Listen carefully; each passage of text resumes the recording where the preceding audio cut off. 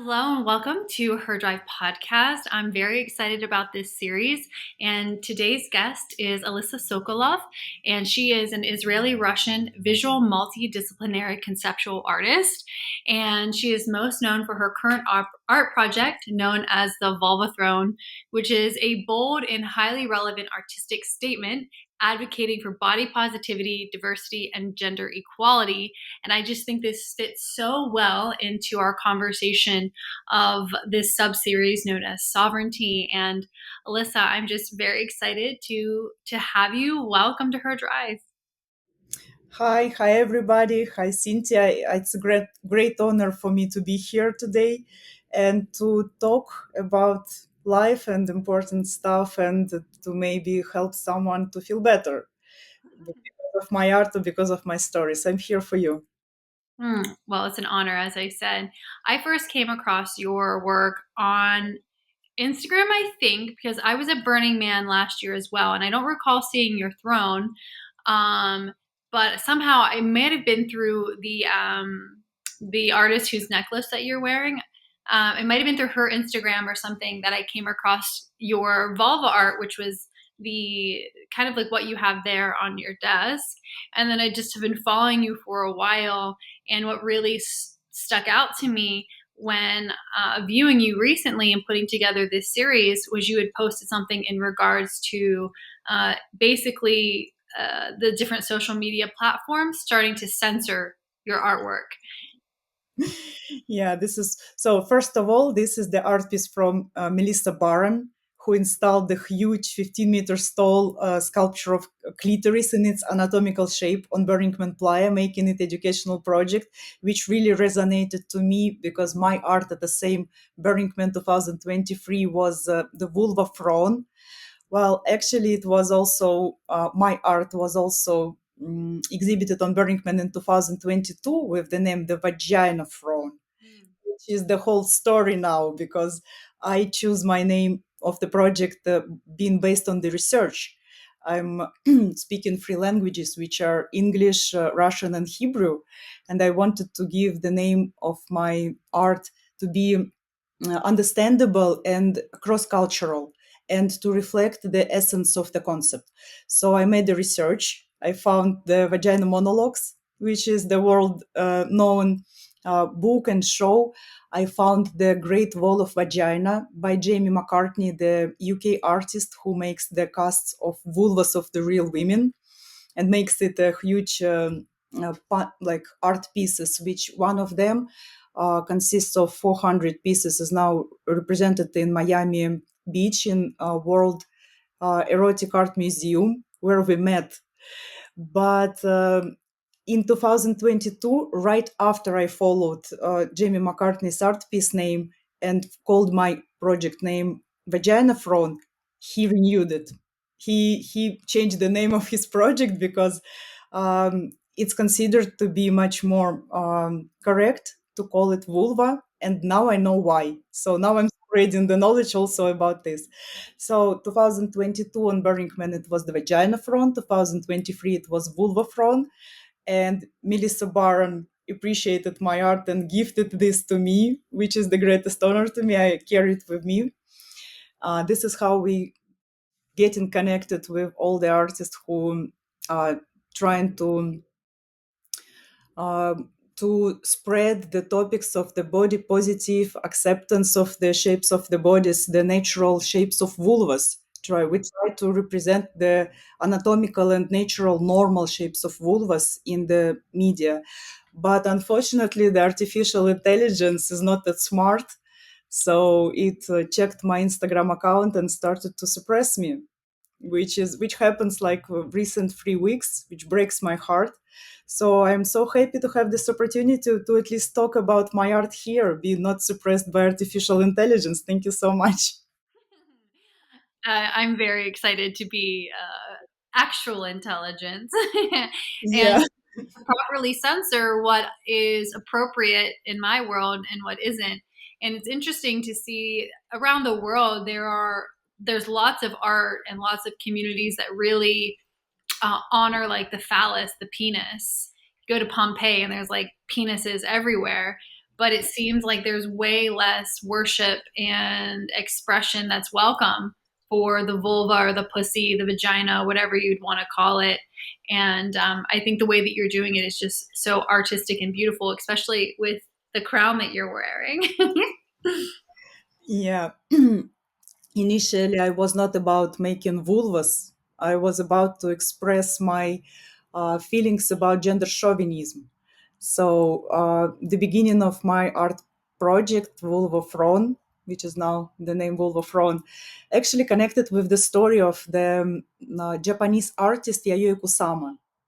In 1961, 1962, she created some art pieces made based on the pieces of furniture like the sofa or an armrest chair, and she covered it with the soft sculptures in the shape of penises or phalluses, which represented the gender chauvinism there in a New York art community back then. Unfortunately, back then, the Sigmund Freud ideas were too popular, and this didn't let Yayoi Kusama to deliver the message because everybody considered her to have issues with expressing sexuality. Yayoi Kusama tried to get publicity without social media and without artificial intelligence, which we have now. So she just let everybody to talk about her. Just she didn't correct the rumors, and she said just tell them that to add that I'm artist Yayoi Kusama, not just I'm having issues with expressing sexuality. Unfortunately, this didn't help her, and basically she was not recognized properly until her age about 70 considering the fact that they started to build their artistic career at the same time with, for example, Andy Warhol. Like, for example, today everybody knows Andy Warhol, and we still are overwhelmed with pop art. But Yayoi Kusama got recognized much later, and this story broke my heart when I knew it. So, being a person with great connections to feeling of justice, of being fair, I started to tell the story through my art. Somehow, it's also from one point of view, it's the greatest honor to me, but from the other point of view, it's the greatest shame. But a lot of people that I meet, I hear about Yayoi Kusama first time in their life because of me and from me. So this is how it is in our world. So when I got my personal experience with gender chauvinism, when I was neglected and suppressed, it's actually happened with me first time in my life in Israel. um, I was first, I didn't believe that it is gender chauvinism, because I thought that gender chauvinism is something from the old ages which we as humanity already passed, but it turned out that it's still relevant. And when I realized that it's really that those men really treated me that bad just because I'm a good looking woman and there is no guy stands beside me, I was like, are you kidding me? So the next opportunity when I had to create some artistic idea, I got the idea of the vulva throne, which I consider to be a symbol of power, as a chair for the kings and queens, and the symbol of femininity, the vulvas. This is what we girls have. This is how I started. In the beginning, I didn't even plan to get into that diversity so much. As a conceptual artist, I wanted to take like just the image of vulva and multiply it just to express the concept. And then the other turn happened because I actually found myself sitting and Googling the images of vulvas. For the first time in my life, I did this. And I tried to find some reference pictures which I would be satisfied as an artist to just keep in mind what I'm trying to create. And some of the very good, nice looking pictures of vulvas I found on the websites of the plastic surgery clinics in the chapter before the transformation. When I was looking on it, I'm like, what do you mean before the transformation? And then where you would transform these beautiful vulvas with, with all the labias, all the everything. And then I saw those, peaches, like we see it in porn, something not really relevant. I mean, I believe that there are some ladies with the vulvas looking like peaches, and it's totally fine. It's totally okay. But vulvas are like fingerprints. They're all unique, they're all different, and there is totally no standards about this. So the nature, mother nature didn't make vulvas with the standards. There couldn't be the good looking and bad looking vulvas. Are you kidding me? This is what I say. So I started when I faced the idea of labioplasty, which is brought to the minds of girls by, I don't know, marketologists of the plastic surgery clinics, by the directors of the porn videos, some like by some stupid boyfriends who saw that low level quality porn. I was like, I, as an artist, I cannot ignore it. And I started to research this topic. I was like, wow, wow, the world is even more crazy than I thought. So what I learned that labioplasty determined on restricting, reducing the labia minoris. They wanted to be somehow like this. Nothing is exposed. So in all of my soft sculptures, although they are all unique, they're all handmade and all different, the labia minoris are representative. This I do it by purpose to support those who don't really need labioplasty. This is one of my statements that I didn't plan from the beginning. And to be honest, I never planned to create more than one vagina throne because I needed just to express me being not agree with what's going on. But it turned out that it's so much relevant to the world, and there are so many people who needed that support through this message through my art that I just can't stop. I created already 5 vulva thrones in 3 countries, and also I created the art fashion collection. And this is actually the piece, the vulva crown is a piece of art fashion collection, because once I started to work hard creating soft sculptures in the shape of vulvas, people start calling me the vulva queen. And because I created the throne, and I'm actually, my magic hands can create multiple vulvas, which is amazing. So when there was an opportunity to create art fashion collection of wearable pieces, I got an idea of the crown. And for those who have connection with Russian cultural code, this shape of this crown is represents the ancient headpieces for Russian beauty ladies. Okay, this is what we saw in the cartoons when we were children. So for those, it's also, we call it kokoshnik, and I'm happy to represent it because I love to be multicultural person. I belong to different cultural backgrounds. It's also Israel and Russia and Ukraine, and one of my grandmom is Latvian, so I'm very mixed and I appreciate it. Wow, I This is love what's it. going on. It's magnificent. And on the note about what inspired you to create this message that you disagreed with the labiaplasty, I applaud you because there's another woman who is going to be a guest in this series. You may have heard of her, but her name's Jessica Pin. I And love this scene, and Jessica P knows my art. And actually, I'm sorry for interrupting you, but Jessica Pin played a significant role in changing the name of my art piece, because she was the one who appreciated my vagina throne, but she expressed that, Alisa, you have amazing art, but the name is totally bad. You should change it as soon as possible, because you led people to use the wrong term and ignore the clitoris and labias, which actually, to be honest, this clitoris goes here. And perfect match. exactly, and all the labias, all those labia minoris contains all the nerves from the clitoris body, which is very, very important for the ladies to have vulvas, okay? Because when we call it vagina, we actually mention only that part of our vulvas that brings joy to the man and what we need as a utilitarian function to deliver a baby. But we totally ignore that the other parts exist and they need to have attention to bring joy to girls. So Exactly, exactly. And that's why I loved Jessica's information, and I follow her, and I'm excited to talk with her personally on this podcast because she brought to the attention to me who I thought I needed to get a labiaplasty. for many reasons that you described earlier on.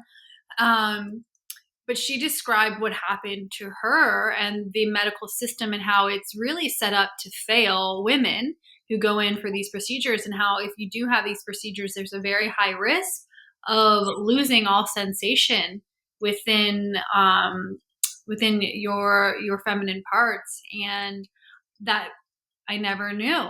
So thank God that she's out there and other women and you're out there that express these things more openly and honestly, because it's, I think, helping to normalize, as you said, the flower print, the fingerprint of each vulva, and how each one is so special and unique. And I'm thinking about Georgia O'Keeffe, right? And she was known for painting all of the flowers when she was in New Mexico, and everyone would say, "Oh, they're lady parts." Either way, every flower is unique. So is every woman. So I love that that's what you brought into your art. So I sort of have questions about your life prior to beginning these beautiful soft sculptures. So if you don't mind going there, like, where does your story begin? I know you're very multicultural and cultural and have lived in many places, and you have a pretty rich background. So I would just love to know the Alisa that you've been, and kind of how you got to where you are now. Well, I just want to make one note. You mentioned Georgia O'Keeffe, who was the inspiration for Yayoi Kusama. So we Okay. are all connected with this, you know? It's the whole story of us participating in this huge discussion, which actually fascinating. I just love to be a part of this. And huge respect to Jessica Pin and my love to her. Getting back to where my journey began, it's an interesting question when I became an artist, because I feel like I was born an artistic person, and I was born in a small city close to Moscow in the end of Soviet Union times, and life was very different to comparing to what we have now. I was very sick uh, a lot of time because of the weather in Moscow. Is We have like 9 months of winter. And I had fun just painting and drawing from my very early ages. After a while, my father took my paintings and drawings and brought it to the art school. We had actually an art school who accepted children from the age of 6 or 7. So from the age of 6, I've been granted a scholarship in the art school in my small city in the Moscow region, and I just had fun. It actually, I have the very nice memories from this period of my life. It was something good from my childhood. In art school, they teach us to work with all the different types of mediums, and it was very natural to me. So I got this feeling of being able to create something that doesn't exist in different mediums from the very beginning. But then the Soviet Union fell apart. The life in Russia changed dramatically, just dramatically. And being practical person, my father told me that to be an artist is really not a profession that will help me to feed myself. So that I can't go there, because I wanted to become an art fashion designer at my age of 13. So about my age of 14, I finally got my Barbie doll, which was my dream for years. Since 7 years old, I dreamed about to have a Barbie doll, but my family couldn't afford it, like literally. And finally, they presented me a Barbie doll when I was 13. I was like, how could I play dolls, guys? What do you expect from me? But to get a dream, it's kind of demanding. It will make you to do something. So I had fun creating the outfits with the sewing machine. I had a very old school Singer sewing machine, and on my Barbie doll was the most like fancy one. And that's it. Actually, at my age of 13, when I graduated the art school, I made a deal with my father that I will be a good girl, serious one, and that I will leave my creativity as a hobby for some times when I will establish myself. It's like first you get a serious profession, establish yourself, and then you're gonna be allowed it to spend time for nothing, like for creating pictures that no one needs. This was the concept. So I've graduated the high school and I became a student of the Moscow State University and I got a diploma in law. I'm actually, if you're gonna ask my father what does his daughter do, he would say, "Oh, she's a lawyer." And this was the most amusing thing to realize standing beside my art piece, the vagina throne or vulva throne installed on the Burning Man ply.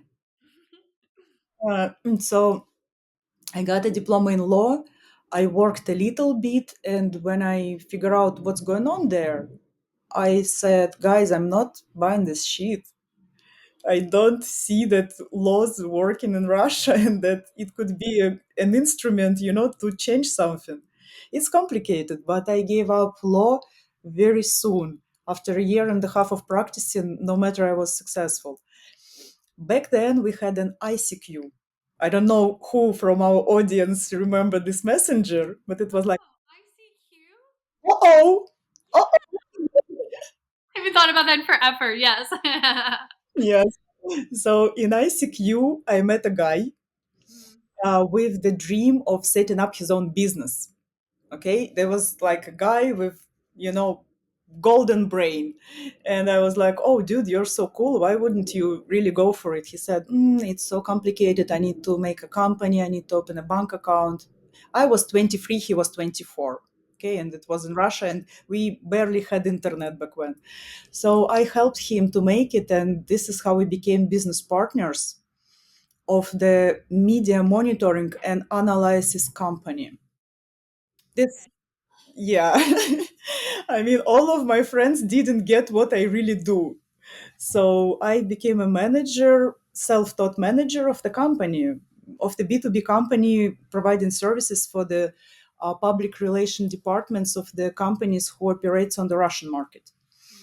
Mm. The company was successful for 18 years and it worked remotely while I was doing good, traveling the world, and was searching for my inspiration, where I feel the most happy because I was good being manager, but I was not happy.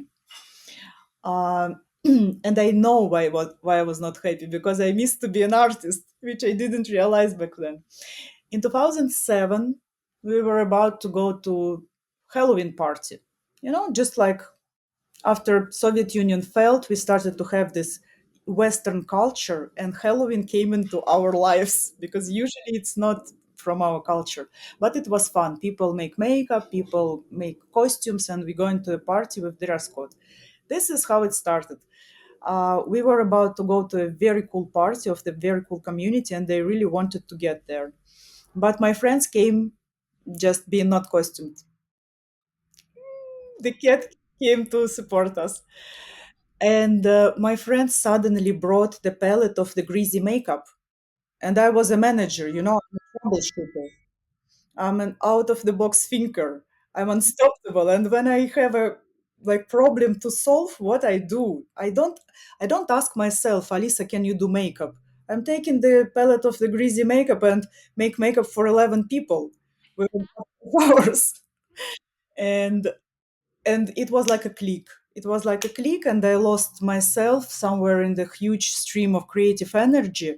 And it was just it just came to my hands. I couldn't even think about it. And then it was a very good solution for me because from one side I was not even an artist, okay? I was a makeup artist. Something that other people need, something that I can do according to request. So my deal with my father still works. I'm not creating pictures that no one needs. And I didn't want to be committed. I wanted to stay free in picking the most creative projects. It's not that I made makeup for girls to go out. It's not that I made makeup for girls to get married. I made makeup for someone is vampire, zombie, for some very creative art fashion designers, for some super high level photo shoots. All of those magical creatures, something tough, aging. I could take the girl who is 21 and make her look 70. This was cool, and I was hunting those projects, and this was my fulfillment of my artistic path. And this worked perfectly for me. I had like two lives. One was I was serious business owner, like partner in the company, B2B services.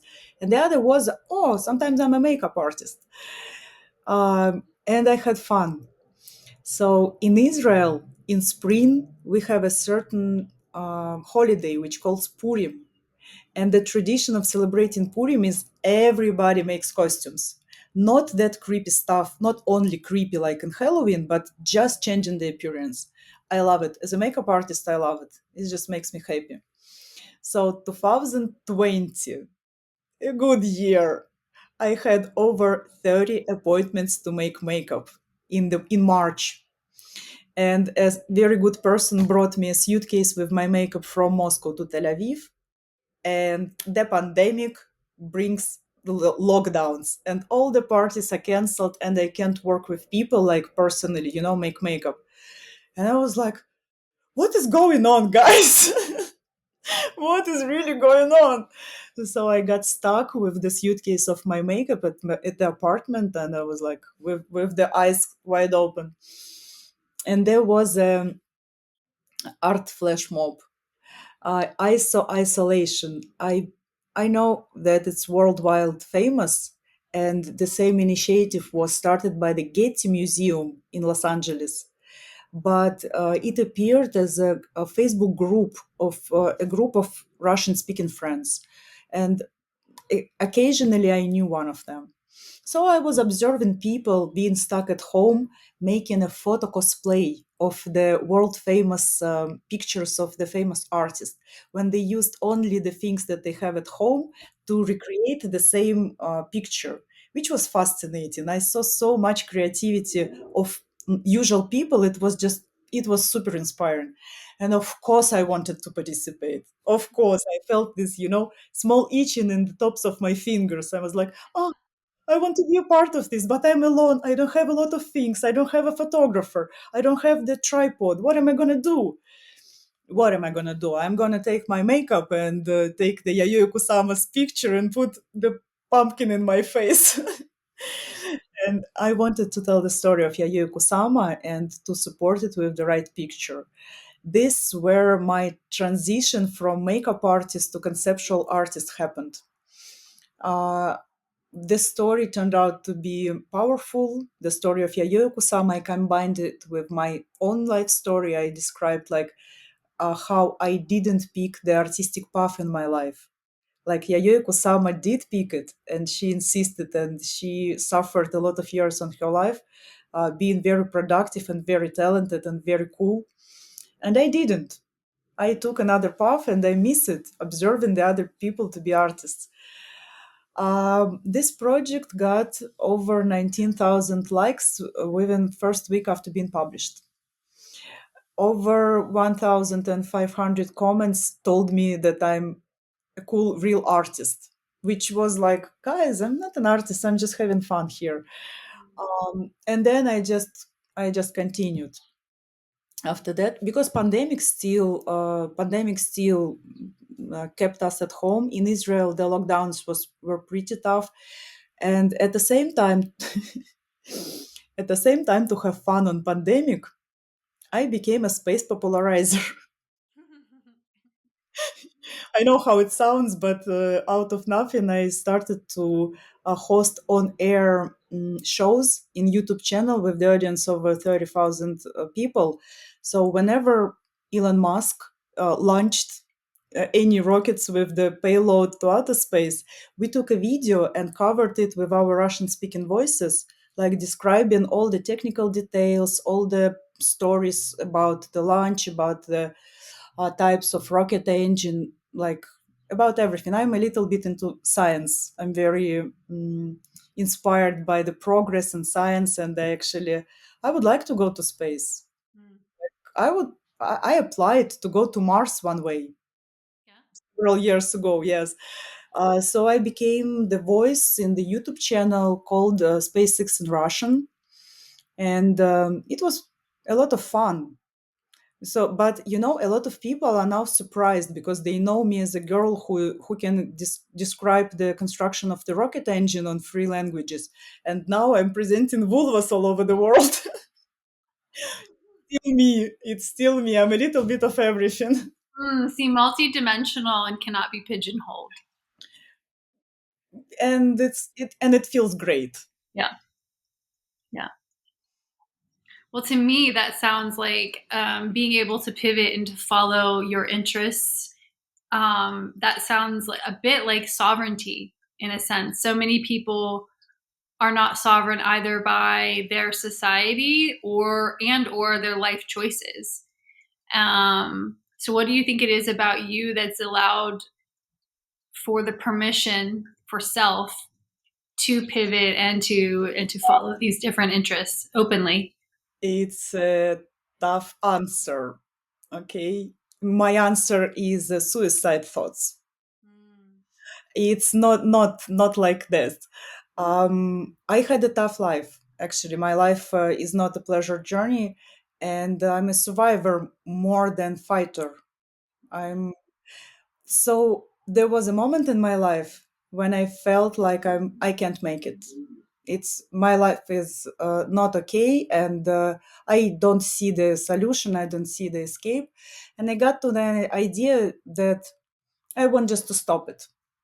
So I got to the moment and I started to think about tomorrow's day, like the day when I'm not exist here.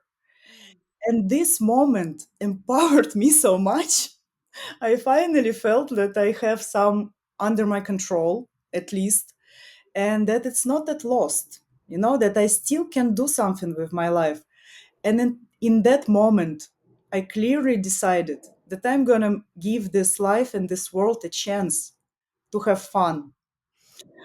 Unless I will still be able to have fun, when I will be able to follow what I want, what makes me happy, what enriches me with energy, I'm gonna try. And this moment of feeling that I have nothing to lose is very empowering. It's not that I'm depressed. It's not that I want to not do it. I'm using the suicide idea as a release. If you got to that point when you have nothing to lose, you just have a blank page and all the colors to paint wherever you want. Mm. This what helped to me.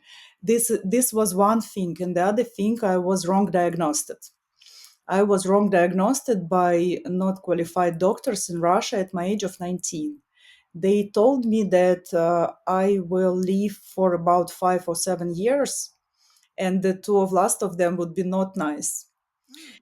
And I remember me sitting in the medical room in a hospital alone, no psychologist, no one hold my hand, no one tried to help me feel better. And I was like, wow, I'm 19. I don't have money. I don't have education. I don't have profession. And I didn't see the world. How comes? How comes? What could be my plan? I don't want it to be like this. And I actually made a plan. I made a plan how to get out of it. It was a tough plan, actually.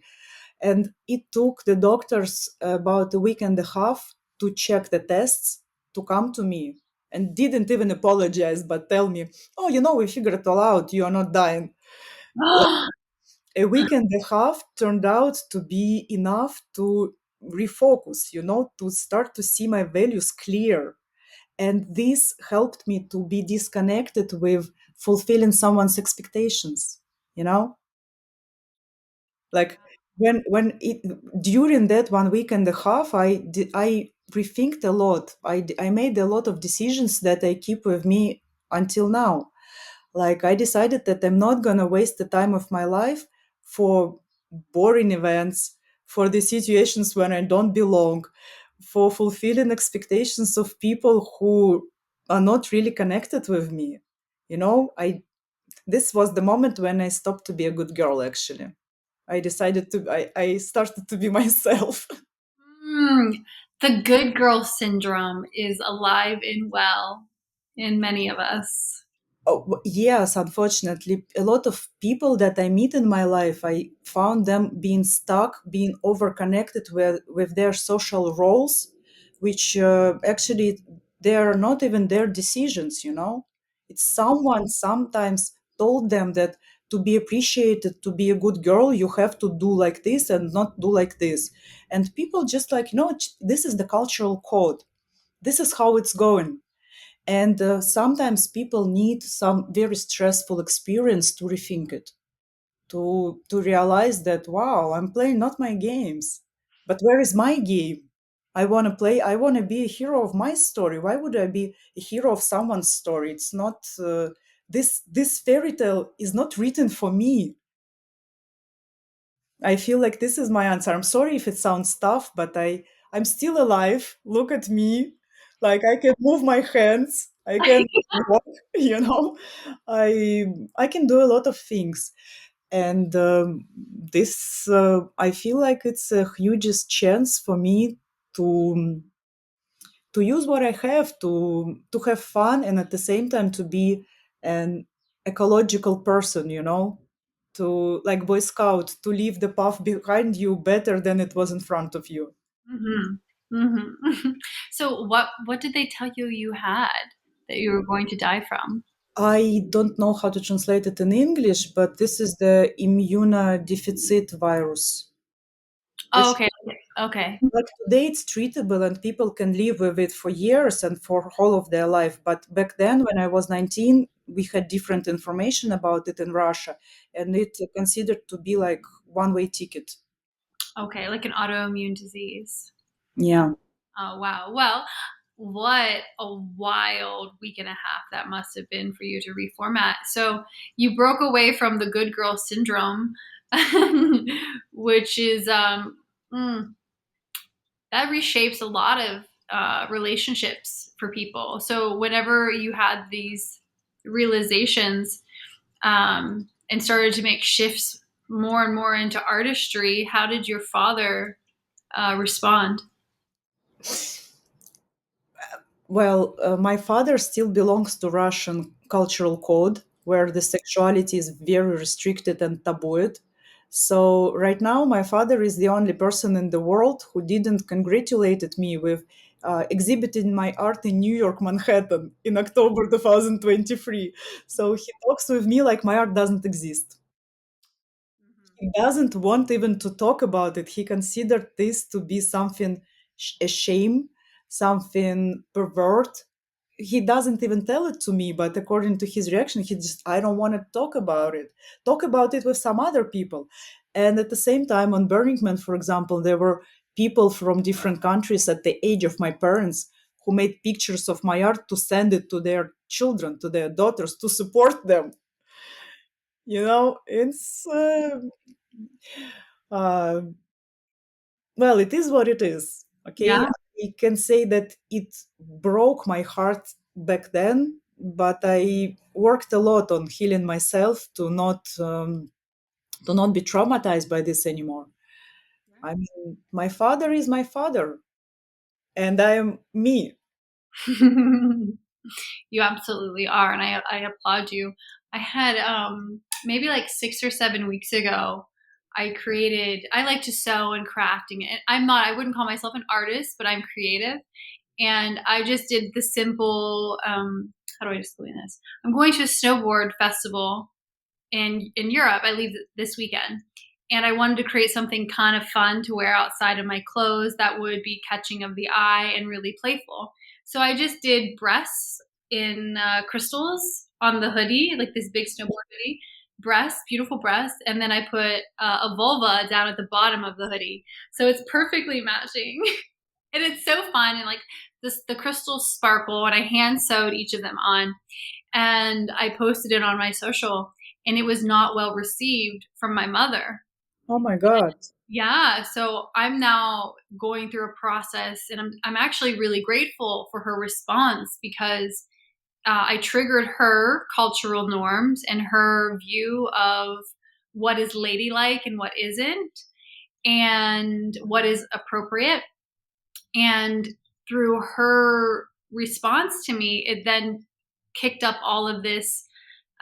dirt from my lifetime of my mom is very loving. She's not normally very negative to me at all, but times where I shut down my sensuality, my creativity, my full expression because I didn't want to be seen as like a bad girl. I wanted to be the good girl. I wanted to be well received from my mom and others in society. But now I'm actually having a lot of fun in the rebellion of my mom not liking it and not being happy with me and just stating, well, I'm wearing it, it's fun, and I feel a very strong form of individuation. Like I'm out of the nest finally.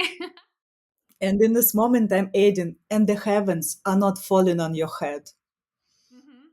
You know, Mhm. like, look at you. You do wear the boobs and the vulva on your outfit for snowboarding event, Yeah. and the heavens are not falling on your head. Yeah. That just goes on, No matter someone doesn't agree or feel embarrassed, it's not your problem.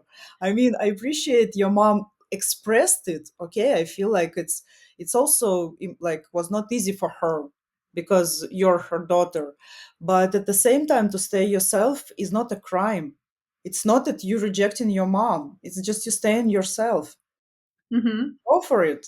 Yeah, and yeah, it's thank you, thank you. I just thought I when I was hearing your story, I felt very relatable, even though I'm not going to being invited to amazing art shows and on exhibit like your phenomenal art, but it just shows that everyone has can have these micro levels of challenge, and I would say maybe some rejection of portions of us from our loved ones when we start to step into our sovereignty and our actual full expression of what's on our heart. So I applaud what you're doing, and not only for the messaging but also knowing that someone that you love and that you had made an agreement with long ago um, doesn't want to talk about it. So, Well, I can share with you that me personally, I'm not the provocative, like a person who likes to be provocative. mhm, I'm okay with that if I needed to solve something, but it's usually not my style. And being a makeup artist for many years, I'm not into make costumes for myself. I'm usually making it for the other people. I'm creating this opportunity for the others, and I'm a creator magician. I'm okay with myself. I'm okay with being myself. I don't need to show my alter ego in the costume. Just don't, just not for me. Even on Burning Man, I was making makeup for the other people, and I brought art. And the crown is just because I want to underline that I'm an artist for the podcast. I I'm proudly wear it in artistic events, but it's not that I have a huge need for attracting a lot of attention for myself. I'm enough with my art attracting a lot of attention. And you know what? When I was saying that I'm not really an artist, I'm just creative person. Universe caged me on this world. So don't be so confident that you're not an artist. We'll see, mm, Cynthia. well, thank you. Thank you. So, I'd love to know a bit more about your life. So, you've kind of outlined your kind of your business profile and things and moving from one nation to the other and how culture shifted based on the Soviet Union standing and then when it fell and kind of fell into the different states that we see now as that were no longer a part of that nation. And then how did you move to Israel? And then what then brought you into the place that you are now? And what are your hopes and goals for where you want to live? It's another tough answers, unfortunately. Mm, I'm, I don't want to go deep in politic and geopolitic, but unfortunately, those are the reasons which make me to change my life. It's not really my super choice. So, being a conscious person and responsible one, and a person connected with feeling of fairness and making something legal, or I was involved in some opposition politic protests. It's not that I was fighting on someone's side. I was fighting for us to have good life. This was the idea. And the things in Russia started to get tough for about 10 years, 10 last years, since they jailed Pussy Riot girls, you know. And Mhm. unfortunately, today it's very bad. Today, some amazing artists are in jail. And I'm not even talking about journalists and politicians. It's just so unfortunately today the new laws of Russia makes this beautiful vulva crown to be a crime. It's Mhm. considered to be spreading of pornography in, like, which is really not. This art piece, by the way, called Family Portrait. This is the story of my friends. They are lesbian couple in Russia, and they got the idea to adopt a baby because none of them couldn't deliver a baby in a natural way. So one of them took the brother of another of them and went to apply for adoption. But when they've been Googled, when the girl been Googled, they figure out that she is an activist for LGBT and she was banned forever in all the databases for adoption. Now, Mhm. but at the same time, they were even ready to adopt a child with like serious health issues, to take care about the person. And this now will cost me, I guess, 7 years in jail. Just this picture being in my hands and posted on Instagram. Okay, this is the new reality. It's a little bit surrealistic. And Israel, so 2016, I consciously moved to Israel, chasing the democratic instruments applied to the society. This was important for me. I was connected with those values. Um, and Israel is amazing place. I feel like Tel Aviv is the best place in the world. It's like an amazing mix of New York, Miami, a little bit Berlin, and wherever else. I just love it. I had several really happy years of my life living in Tel Aviv, and at the same time, as I said, I didn't feel totally fulfilled. I felt like I need to find some bigger idea where I belong. I mean, I was doing good in business, I was doing good in makeup, but makeup is not the something I really could feel like I'm changing world to be a better place. So I was searching. I was joining to a very different projects. I had fun with startup like activities. My team got the fifth place in the big Android hackathon in Google Office Tel Aviv. Yeah, I was searching some energy word which will make me feel very connected. There is a question of how to check if you're doing right. You should ask yourself if what would you do if you would not paid for this? What would you do in any case? Mhm. My answer today is art. Mhm. But back then I didn't have that answer. And I was searching. So my huge inspiration was Burning Man. 2018, when I first got to Burning Man, I was I was over impressed. I saw so many artists. I was like, are you really? I'm in the right place. I saw so many. Look, Burning Man is amazing. When you see what people are capable to create in a desert with no opportunities, like with no usual like access to civilization, and when you understand that it's all the cooperation of volunteers, they don't even pay each other. It's just all no money activities just to contribute, just to share something. I felt Mhm. like, wow, guys, I needed to know it early in my life. So since then, I started to dream about bring art to Burning Man, literally. And 2018 was my first year when I was like, oh my God, what's going on? 2019 was the second year when I'm a little bit more confident. I a little bit understand what's going on and I know how to do it. So those 2 years I made makeup.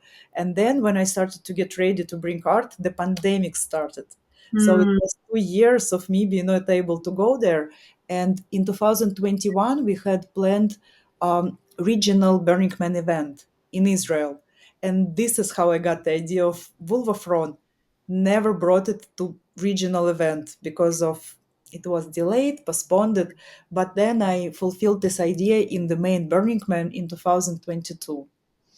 So since I started to do artistic projects, like, makeup was me being in serving role. It's like my creative energy should be activated by someone's request. And it's still a lot of fun. I still loved it. I still love to get in cooperation with someone's creative energy and to be a part of the whole result. It's fascinating. But at the same time, sometimes I was bored with someone's ideas or with someone's restrictions. Sometimes they said, Alisa, do this, but not that bright, not that cool. Like, and I had to do it because I'm the part of the team. But when I'm doing my art, it's me fulfilling my idea, which is the hugest value for me. And being a conceptual artist, I can't just to create art. I'm creating art as an instrument of telling a story, of changing something, of releasing my heart feelings. And it's amazing to see that it's resonate to the other people and help them to feel better. This is the greatest like energy that I ever felt. The coolest processes that I ever belonged. Hmm. And meanwhile, the circumstances of my life getting like more tough because in 2022 the war started between Russia and Ukraine. One of my grandmom is Ukrainian, the other one is Latvian. I'm a Russian citizen, and I'm like, it feels like your left hand attacking your right hand, and you need to deal with this. So I was very stressed because half of my family lives in Ukraine. I have a lot of friends in Ukraine. I was very connected with Ukraine, and at the same time, I'm Russian citizen and Israeli citizen. And in 2021, in May, I was hanging out in my rooftop apartment in Tel Aviv when there were rocket shooting right above my head. And me being optimistic, creative person, my mind was not ready for this information. I didn't get that this is rocket shooting. So what I thought that this is the firework of my neighbors. So instead of going to the shelter like normal Israelis do, what I did, I came out on the rooftop, raised my hand, and was waiting for those huge, amazing balls, of fireworks. Like when people shooting fireworks, what you gonna do? You should go enjoy it. It's so obvious. And instead of this, I got the huge boom, okay, the vibrations of the explosion, which I felt in my bones, in my teeth. The glasses in the windows were like, bzz.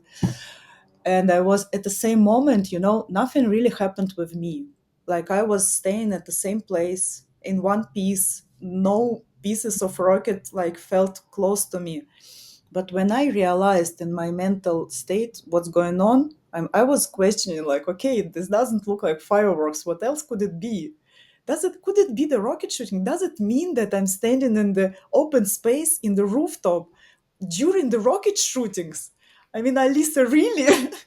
Alisa, are you really that optimistic? And at the same moment, I felt very different. I felt like a huge stone stuck in my stomach, like I can't really feel my hands and my legs. And this is where I got my PTSD. Life never made me ready for that. I mean, I knew that Israel is the country that is in war, but what I learned about it, that there are like borders, and sometimes like once or twice per month someone shoot a rocket, the protective system like shoot this rocket and nothing happens, so small pieces of the rocket might fall down. That is why the people who live close by to the borders, they pay 5 times less rent. This is what I learned in 2016 when I moved to Israel. And since 2016 to 2021, I never needed the information about shelter to be used in my like life. It's not happened like this. But then it was 11 days of rocket shootings, the sirens. This actually ruins life. because you start to think about it. You start to go, oh, I want to go take a bath. No, I'm not going to take a bath because I'm not going to make it to the shelter within 1 minute and a half from the bath. And then I started to feel bad. Unfortunately, it took me 2 months to get very bad PTSD, which I didn't realize. I couldn't eat, I couldn't sleep, I couldn't feel safe, and I couldn't figure out how to deal with it. Like I'm oversensitive person and empathic one. This is why I'm an artist. But rocket shootings and the artist is kind of tough combination. So I ran away. I just have to leave physically territory of Israel, and I moved back to Moscow for a while, just to feel better. And there in Moscow, I joined art group, U3 art group.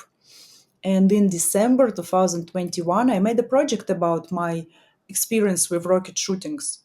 Actually, 1 month and a half before the war between Russia and Ukraine, I exhibited the project, which is called War and Peace, where Mm. I shared my diary notes from those days with some digital anti war collages. And it was pretty impressive. It was the multimedia project in the gallery in Russian city Penza, which I'm proud of this project because it was powerful and it was very relevant. It happened 1 month and a half before Russia invaded Ukraine. So I can't stay and do my art in Russia. I can't stand war and terroristic attacks in Israel, which started to be very intense since 7th of October.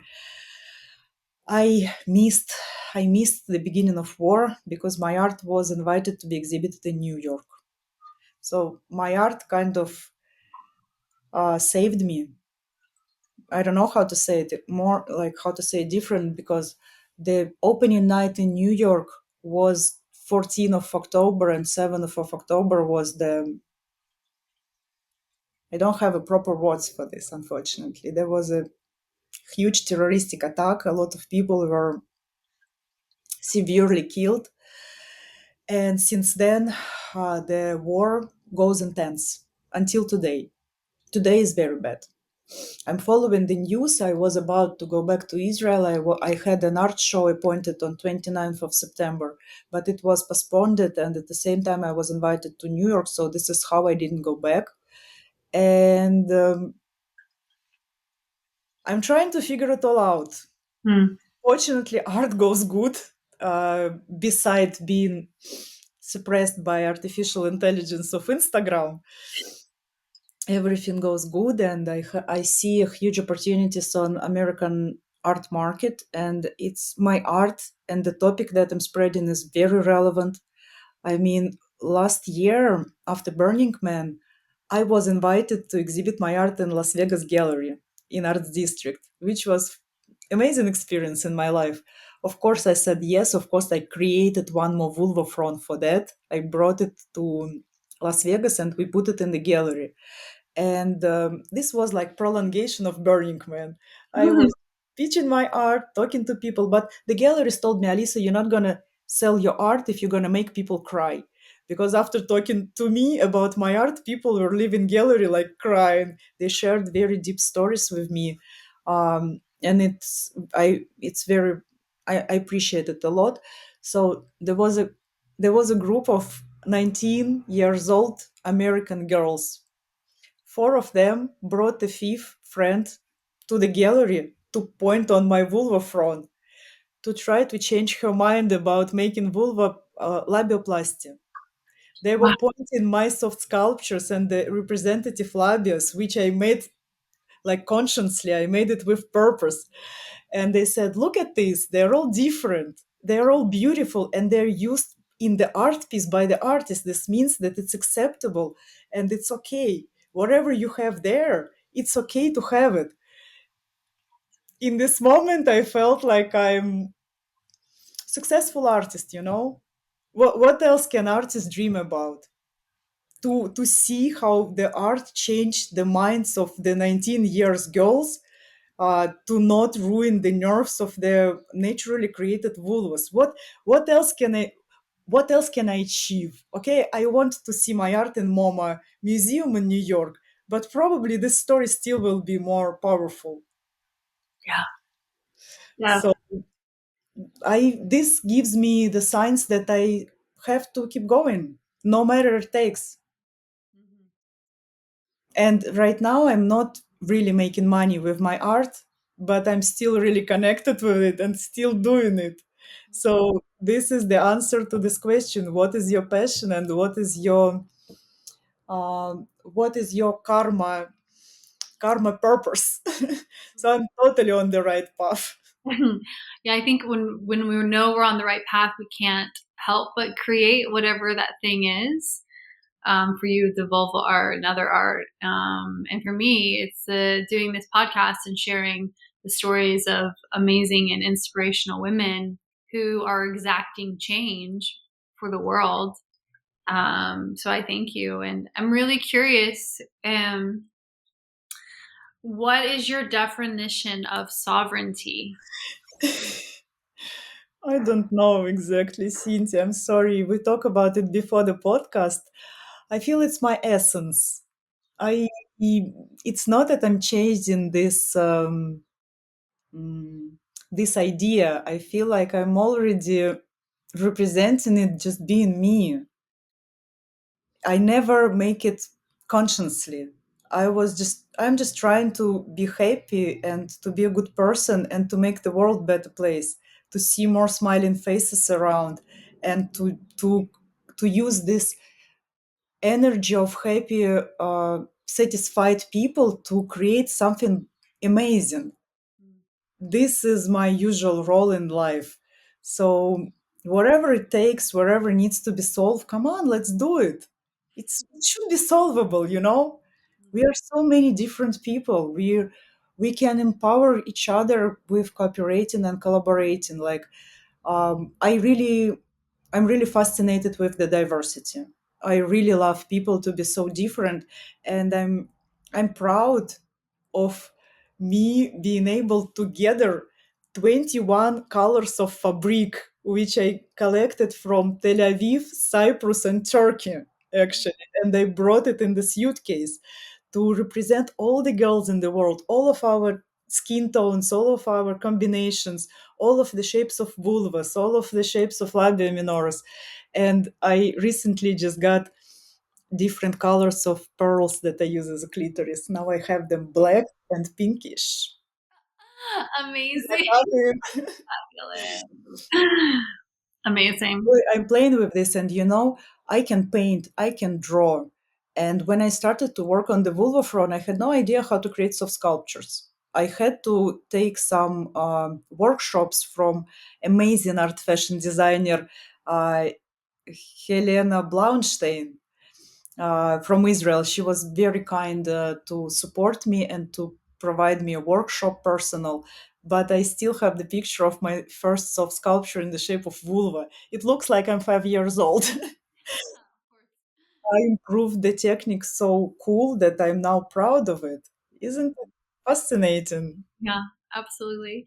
Well, do you have any advice for anyone who might be listening and is wanting to really dip into the creativity that they think they have within, yet have never explored?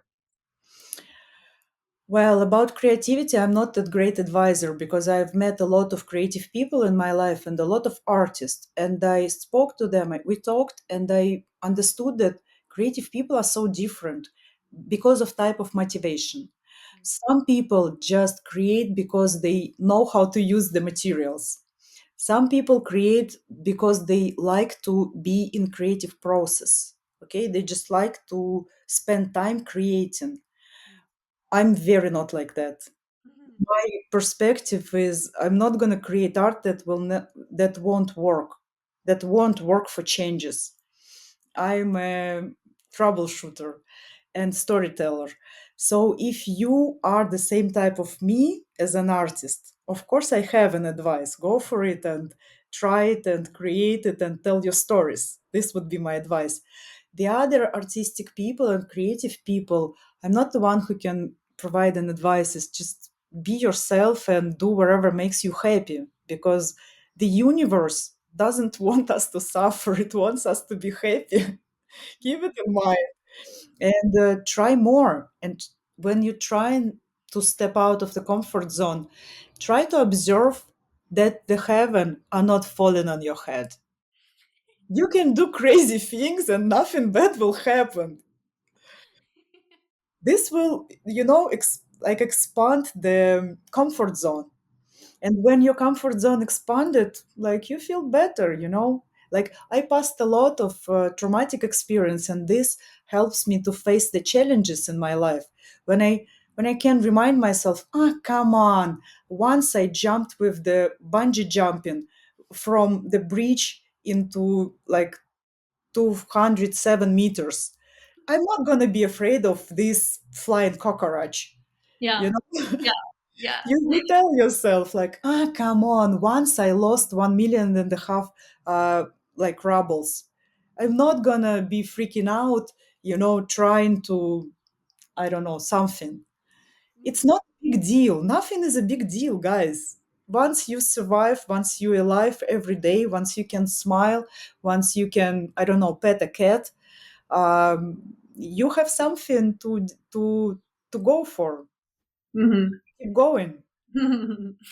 Ah, such magnificent um, preaching. I love that. So, if you could go back in time and give a younger Alyssa some words of advice, how old would you be and what would you say? Oh, it's a complicated question. I don't know what I would say to myself. I would like to make a movie about my today's life and to show it to myself. Like, look at this, it's gonna be you. And I would like to tell something to myself, maybe something in Hebrew, because I studied Hebrew in 2016 and now I can speak fluently, which is driving me crazy. Uh, באמת, העובדה שאני כן יכולה לדבר עברית, זה תמיד עושה לי להרגיש שאני יכולה לעשות הכל, פשוט הכל. ושלום לכולם שמבין. So, well, what I would tell to myself is that what you see today is not the whole world.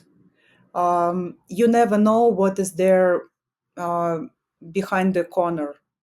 Just go check a look. Oh my goodness, Well, Alyssa, well, amazing. sometimes we feel stuck, and my father, he taught me how to play chess in my age of 5.